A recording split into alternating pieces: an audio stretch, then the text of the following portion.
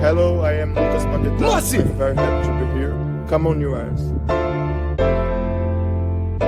Massive!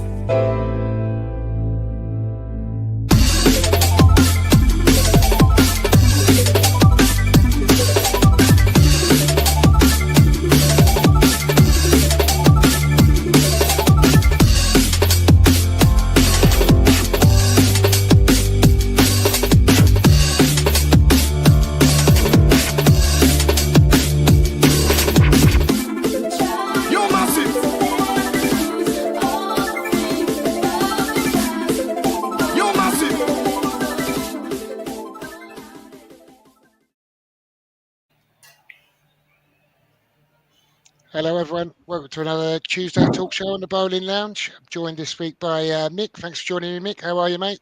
Oh, good, Jeff. Nice to see you again, as always. Yeah, thanks for coming in. Just before we go too far, I just want to come to this comment. Usual says, good evening, all. I noticed the time about 11:34. He must have been in a few minutes after I created the studio. So thanks, usual. And you're very keen, mate. And Colin, good evening to you as well, mate. Good evening, boys. A little more positive this week in terms of West Ham after a pretty poor display against Palace last week. Bit scary first 15 minutes. We conceded a goal and looked like we could have gone on to have quite a tough afternoon. But we seemed to work our way back into the game. I think Watkins on another day might have scored one or two, but thankfully didn't find the target. And we had a bit of fight and grit about us. Got a bit niggly and we sort of stood up to them instead of rolling over like we do sometimes. And second half came out and went at them. Arguably better team second half. Scored a good goal, created some good chances, and Souček might have scored. You might have expected him to score with his header more so than Emerson, perhaps. Ings went close. A few other openings. Referee was awful. Have to say that. And Alvarez lucky to stay on the pitch. And what's going on with Mings? How did he get away with catching the ball there? Yeah. Just crazy. I mean, what did you think to it all, Mick? Yeah.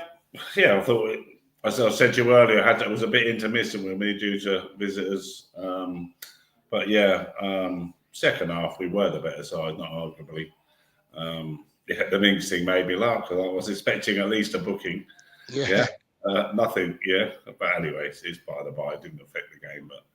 But just a better all-round performance. And if I'm being honest, kind of a little bit early in his reign, but the sort of thing I expect to see a team under Potter, to be honest. Man knows the Premier League. He's got good tactical knowledge, as we all know. He likes to play football on the front foot when he can. He doesn't mind defending when he has to. So, overall, but it's early days. He's got a lot to deal with. And, very grateful to get a point up at Aston Villa at the end of the day. It's a bloody good point up there, to be fair, right now, isn't it? It's a really, really good point, right? And after a bit of a shaky start, you look at the lineup and we're going with a back three of Cresswell, Kufel and Kilman. Which is the one thing we said we didn't want last Tuesday, if you remember. And we were talking about if he goes with a back three, that's the likelihood of what we might see. And, a bit of a shaky start, but they got themselves together. And in fairness, I mean, they've done a pretty good job between them. Kilman had a really good game. Can't say Cresswell did anything wrong. Kufel got caught a little bit for the goal. But, I mean, we've got two fullbacks playing at centre-half there. Mm-hmm. They did a decent job. And look at the difference between them playing at centre-half and Digne going in at centre-half for Villa. I mean, it really changed for them with Mings going. I think Mings has got a mistake in him. But, I mean, he's a solid centre-half. And they definitely... he was shaky there, wasn't he? Yeah. And we've got Kufel and Cresswell doing that job there alongside Kilman. I thought they did really well. I think they should get credit. We can always rely on Cresswell anyway. Although his age is against him, he's for all the years he's been here, he's been reliable. So, good all-round show, really.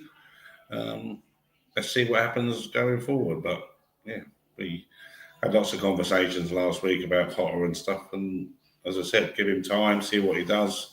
I'm a big fan, so let's see what happens. Wan-Bissaka was superb, wasn't he? Argument for man of the match. And you can see why you wouldn't want to play him as your third centre back, because you'd lose too much else that he brings to his game as a wing back, don't you? Yeah, I mean he's been a really good buy for us. Yeah, as I said, I'm not going to try and bullshit and say I've seen this and seen that. I said I had a big crowd here Sunday, so I didn't get to see the game as I would like. Yeah, but yeah, I watched some highlights afterwards, but that's not always the same as watching it live. But yeah, he did.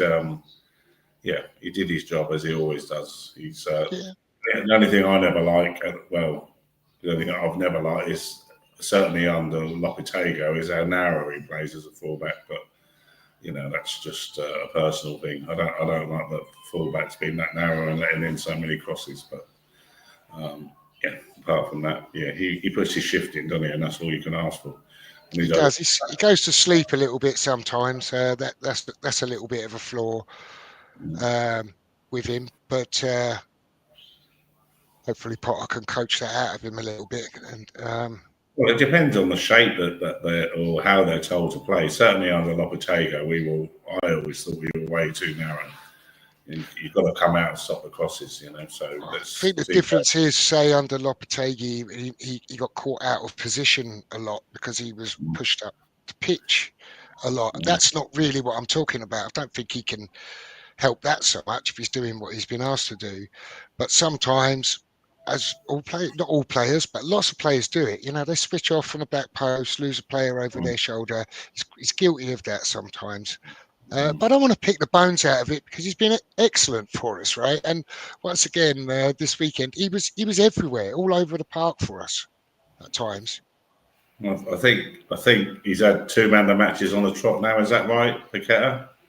Paqueta was absolutely superb, I thought. But again, we haven't seen that effort, that work rate, that desire. Probably for well over a year now. So again, no, they were all up for it. There's no doubt about that. Alvarez was really good. Lucky to stay on the pitch, but he always is. That side, he had a good game. Usual says here. He says bit of a feel good factor at West Ham for a change, and he's right.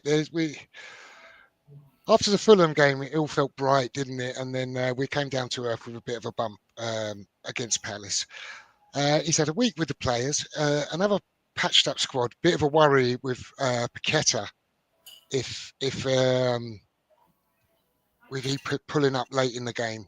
I hope that's nothing serious because we could do without probably a bit losing of him. tiredness, Jeff. He wanted to say that's his probably last 2 games is probably as hard as he's ever worked. So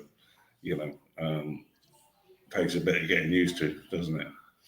He'll be all right. He's got the treatment there. But on the feel good factor, I think possibly 3-4 weeks ago we were all sitting here hoping that we don't get relegated or we get involved in a relegation battle. Well, I think that fear's gone.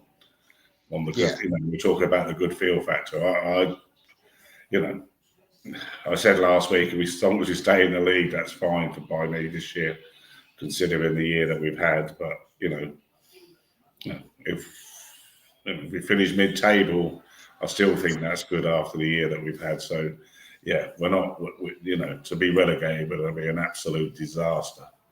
So, yeah, and we were looking that way at one point. Let's be fair, we couldn't see where results were coming from for the rest of the season. So, yeah, I don't know if it's a feel-good factor, but certainly feel much better. Yeah, about the whole West Ham situation for sure. Yeah, definitely. And talking about when you were saying, you'd be happy just to avoid relegation a few weeks ago, and looking forwards and where we are in a transfer window with no action as yet. Do you think that's Sullivan's attitude? Like, do you know what? The threat of relegation, the fear of relegation is gone now.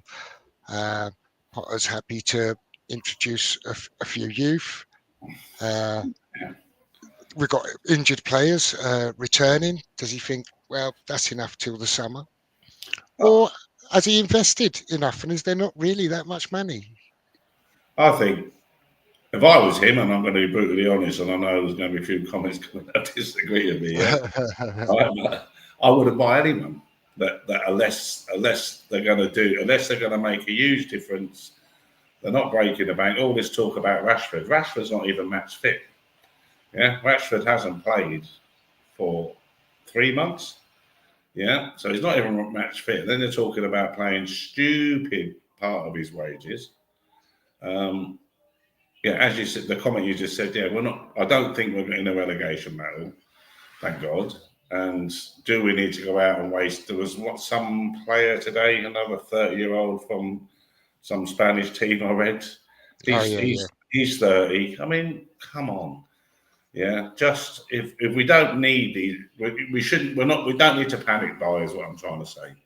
Yeah, I agree. It's a difficult window. Now, I do think if there's a target out there that's, as you say, going to immediately impact, improve our team going forwards, be someone that's going to be part of our squad, and we've got the money, then yeah, we should go out and get them.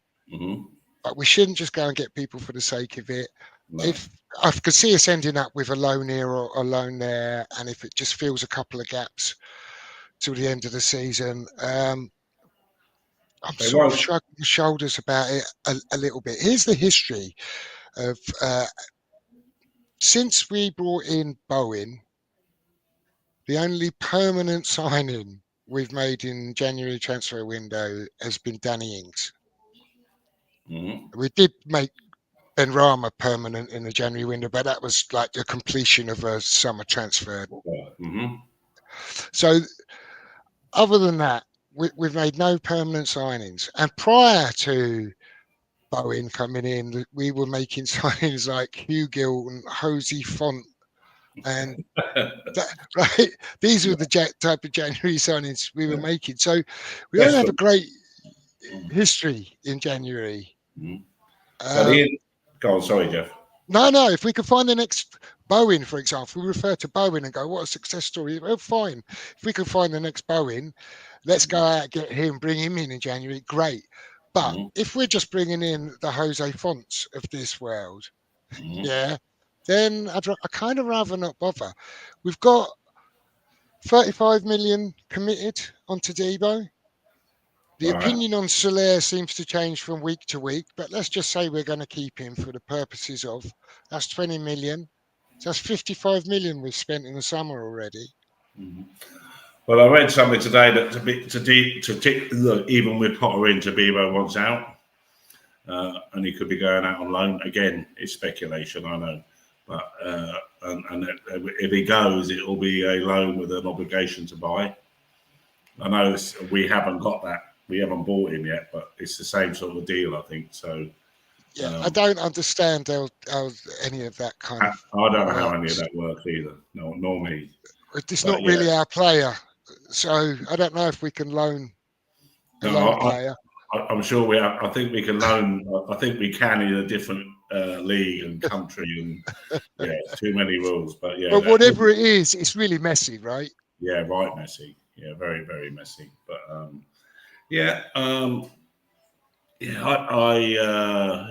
was going to say something there. I stopped myself from saying it to you. Carry on. It'll come to me. Well, that was it, really. I'm just saying we've kind of committed potentially 55 million. Now, I don't see the point in us just throwing around 25, 30 million that we maybe don't really have on someone for the sake of. Mm-hmm.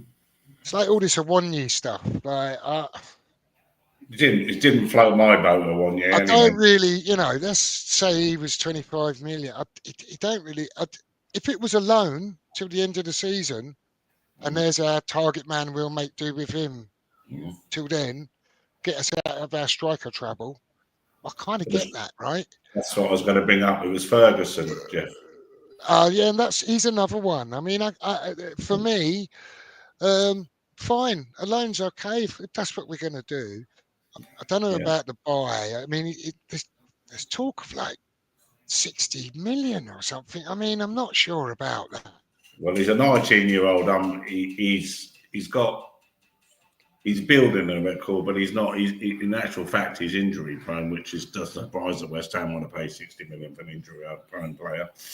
But he's not had consistency in his 2.5 years. Although he came on as a young lad, but he hasn't had consistency as a young lad in terms of being available. But yeah, he's a handful. But again, I'll be with you. If I was going to take a punt, it'd only be on loan and take it from there. Because the question you've got to ask yourself is why would, and everyone's searching for strikers, would they want to let him go?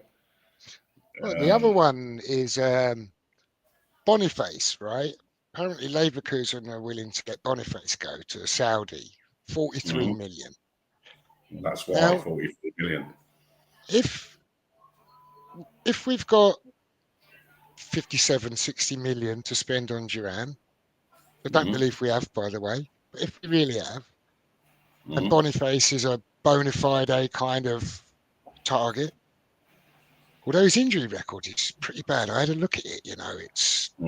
Again, he's had some serious injuries, right? If that was your target, for example, and you were prepared to go and spend that money and say, that's our man, we've got him, I could understand them doing something like that. But if he's not, if they've had a look at him and gone, yeah, he's a bit injury prone and, 40 plus million gamble, we're not prepared to do that. And we'll take in a 1 year, a Ferguson, someone like that, just on loan, just to see us out. I get it.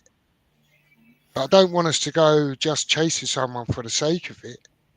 I see in the chat here, I'll just catch up with Ian's in, says good evening. Good evening, Ian. And Colin as well. Good evening, mate.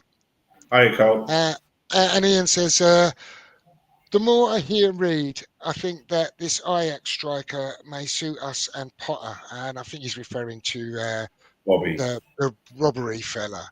Yeah, I must admit, I don't really know much about him.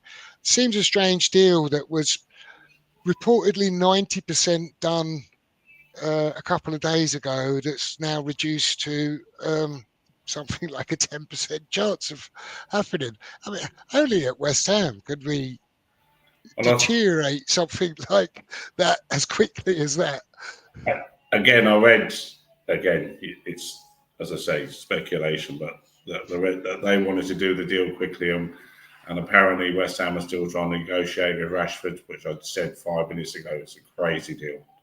Great player when he's on form, but a crazy deal right now. If he comes to West Ham and he does well, then fair play to him. But, he hasn't played for several months. He can't hit the ground running. So, yeah. I don't know. I'm not too pushed whether we buy or sell anyone. I think the players will come back. We'll make it work out. We'll stay in the league, and then you start a fresh net. We've wasted the whole season. We had who was a chap that was on before, who kept never liked Lockie, wanted him out from day one.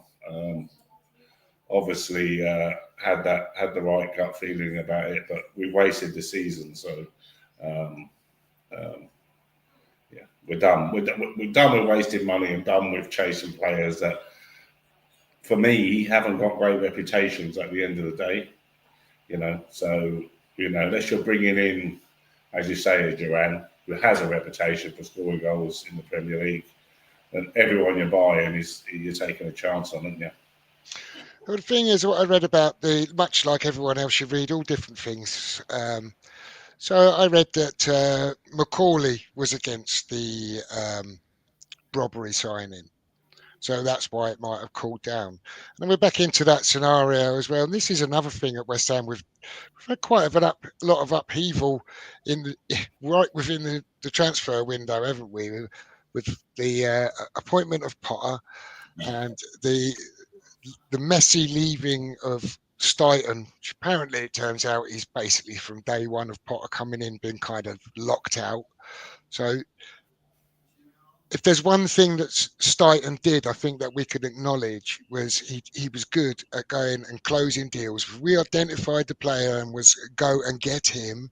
he was good at getting those deals over the line. He was He obviously also, frozen out. he also recommended players. That was the problem as well. You know, when he's So he's gone though. Now we've got Macaulay coming in, and we've got Sullivan doing the negotiating. I mean, it's Brady, it's no.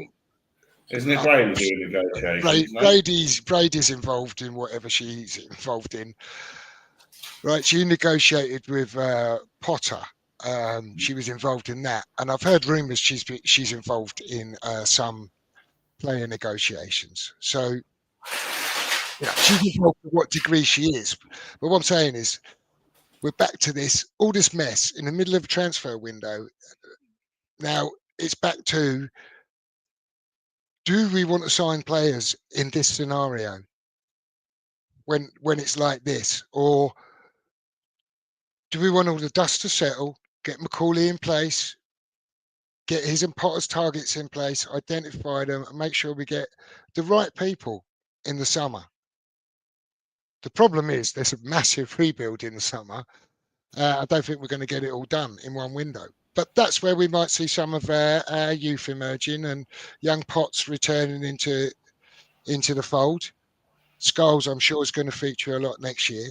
So I don't think it's a massive rebuild. I think there's one on the outside that could well come back anyway, which is Nagard. So I did say at the time I thought it was not a good decision to get rid of him. We cannot seem to identify our men and get him. Yeah, but that's been West Ham for years, hasn't it? Yeah, Ian, that's been West Ham for years. Yeah, definitely. Yeah, I'll read Ian's comment. So Ian's saying we cannot seem to identify our man and then get him. Drives me mad. And as you say, Mick, we've suffered with that for years. Colin's not in favour of Ferguson. He says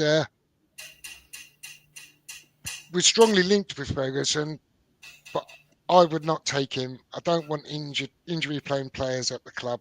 Ferguson would likely get injured. Thing is, he does seem to have glass ankles, much like Jack Wilshere did, doesn't he? Mm-hmm. I certainly wouldn't buy him, but if he's come back, he's fit apparently. So what I'm saying is, yes, I'd take him on the low basis to get over the little mini crisis we've got now, but not on a full-time basis, definitely not. Yeah, I wouldn't want to sign him on a full-time basis. I think we can get better value for money if for the figures that are being quoted out there. Ian agrees with Colin. He says he has potential, but he's injury prone. We don't need that. I have to change my glasses. I can't read. It's so suspicious why Brighton want to get rid. Yeah, okay. Yeah, that's right. I'll do you in English for you, Jeff. Yeah, and rumours that Leverkusen are in bidding for him with the departure of Ferguson, yeah. well. So who knows how that's going to develop. Iron Discipline says good evening. Good evening, Iron. How are you? How you doing? Words and pictures in too. Hi, words and pictures. It says I have a funny feeling that we're not getting anyone, and I think that's entirely possible. I think we might. Yeah, I was a bit confused a few weeks ago because I wasn't sure about this loan situation, and we already had 2 loans. But now that's been clarified, and we can actually get a couple of loans in. I think potentially. I think you can't. That's what may happen. Isn't it Premier League players or something? I don't know. Yeah, it's all the rules changed. Yeah. It says we better not leave business till Monday night. Can you read that? I can't read. It's too small for me. I've tried to zoom it out. We will look more embarrassing and historically accurate to our ways under Sullivan. Someone will forget to hit send. Yeah. Yeah. And I think it's embarrassing how often stuff like that happens at our club, isn't it? We've negotiated with the wrong agent. Fax machine didn't work. The internet lines were unplugged. We've had it all, haven't we? Absolute craziness. Colin says that he's heard we are strongly linked with Raspadori, Italian striker. He is a good player, I have to say. I don't know much about him, so I can't really comment. I've seen that over the weekend. Yeah, again, there's lots of Skamaka and players have all been good players, and they come to West Ham. It's like the graveyard for centre forwards, isn't it? So, yeah. Terence says, evening, Terence. He says, evening, gentlemen. I honestly believe Sullivan promised Potter new players and is now going to shit on him.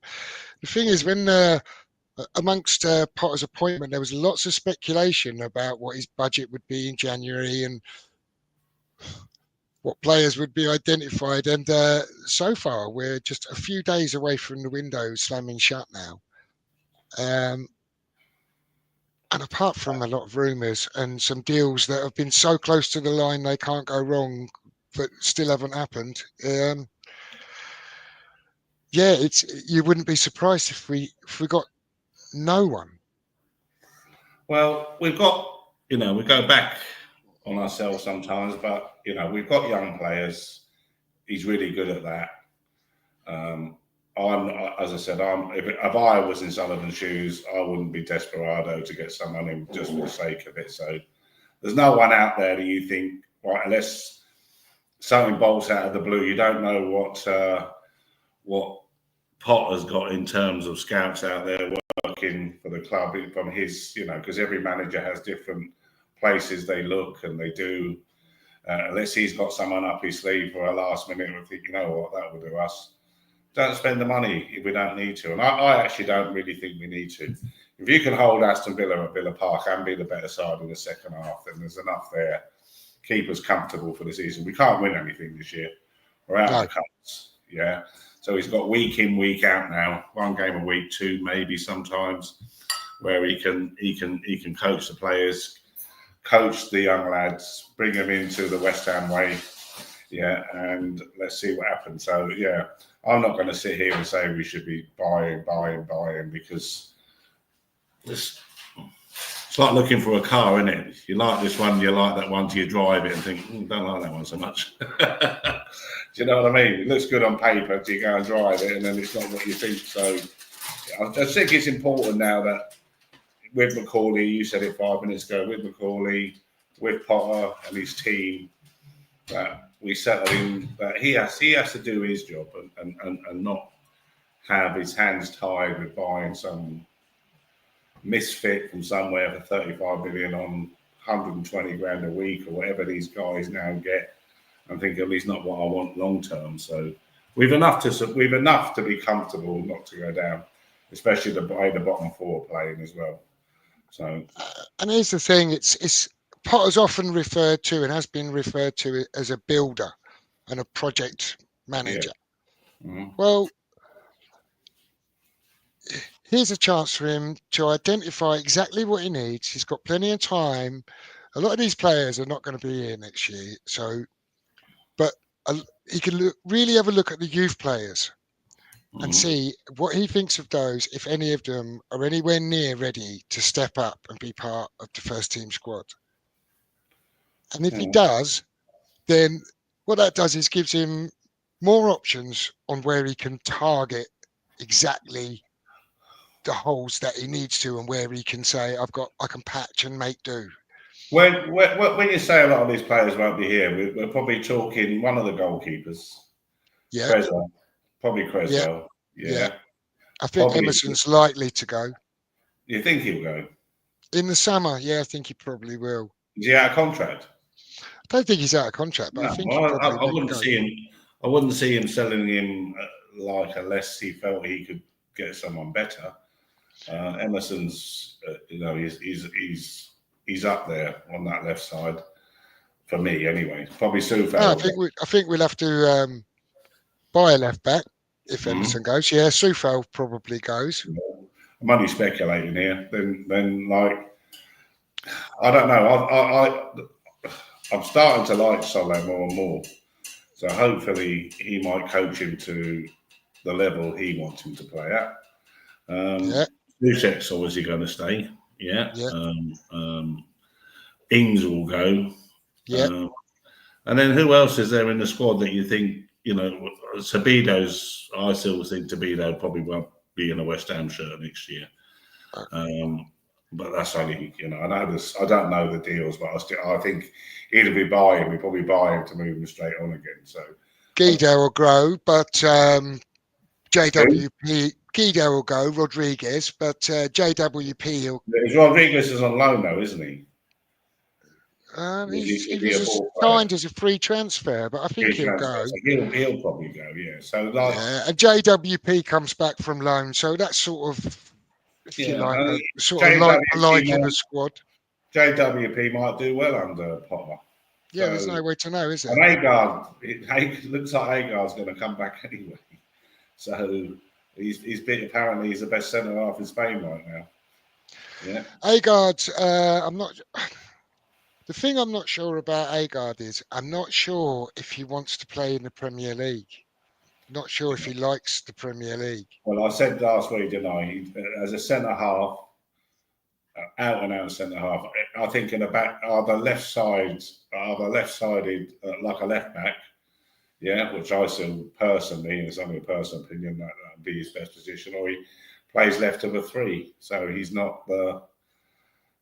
He's just a little suspect in the air, isn't he? Not quite strong enough for the challenges, but he's a great footballer. I've always said that. But if you had Agard, Kilman, and Todibo as a back three, I mean, the worry is Todibo and Agard strong enough in the air? Well, he's not impressed us yet, has he, Tobido? Let's be honest. He's good on the ball. You've seen little spurts of him on the ball, but overall, I'm not sitting here watching him thinking we bought ourselves a really good centre half. If I had a choice of Tobido or Agard, I'd still play with Agard. And Discipline says, given Potter's baptism by fire entry into West Ham, fast-tracked, he has what it takes. I just hope at least by summer we're building from back to front. I'm pretty sure Potter's going to identify exactly what he needs. And I guess it's down to Macaulay to then come up with those pieces of the puzzle. Mm-hmm. Ian says, I would love us to get a decent striker to see what a good coach could do with one. I think both Haller and Scamacca were decent players, both misused by Moyes, in my opinion. Well, I can't remember if we were talking about that on here last week or if it was on another show, but I kind of tend to agree with that. I think Haller and Scamacca were misused and not played in a system that suited them at all. Both good footballers.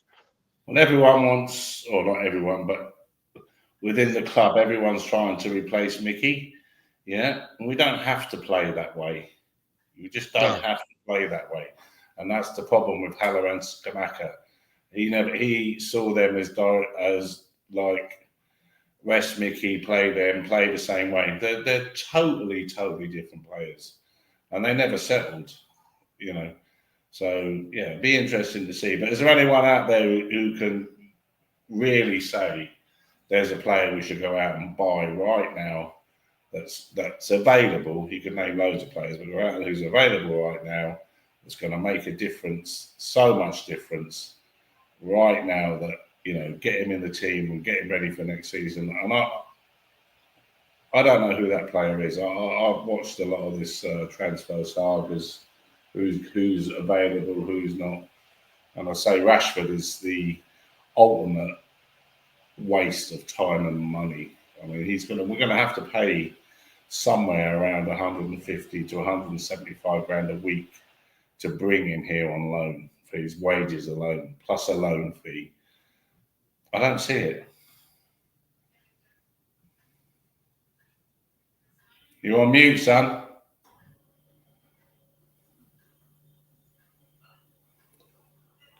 Jeff's on mute. Yeah, so where's he gone? He's trying to talk to us.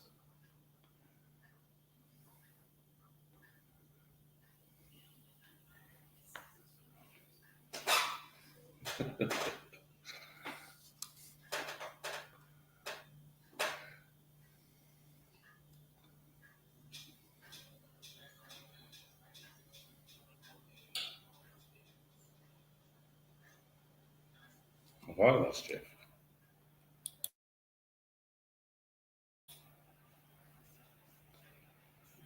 Oh, I think we've lost service right now, guys.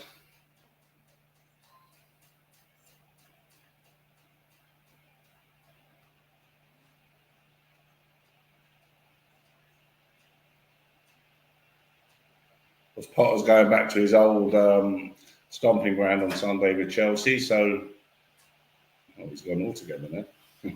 Yeah. Put me on the up here.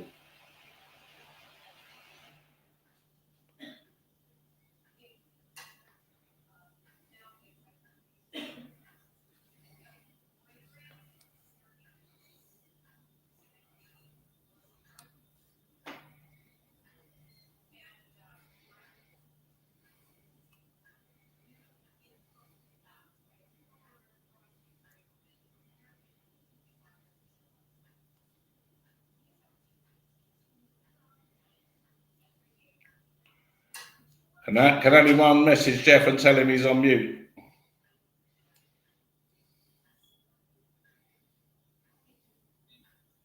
Oh, he's not.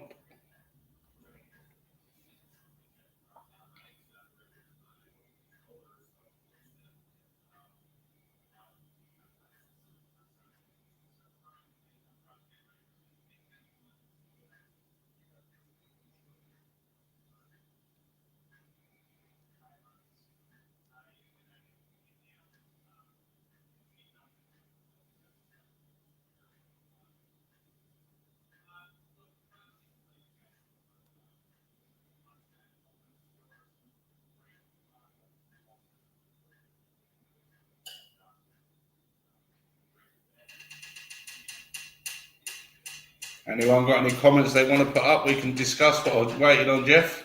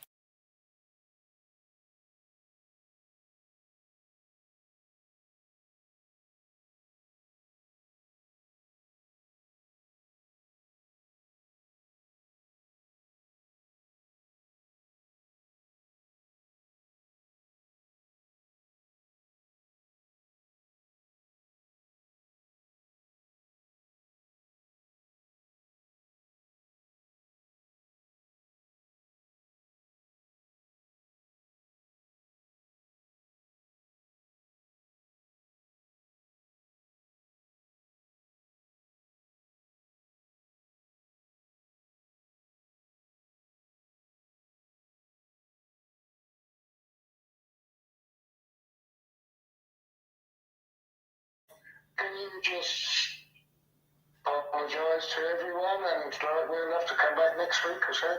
Okie dokie, will do. Oh, Okay. Hi everyone, sorry about this. Jeff is having a technical problem, so he's asked me to apologise to you all and thank you for coming on the show again and for your comments and listening. And we'll have to see you all next week, hopefully. So sorry about that. So it's good night for tonight. Thank you very much.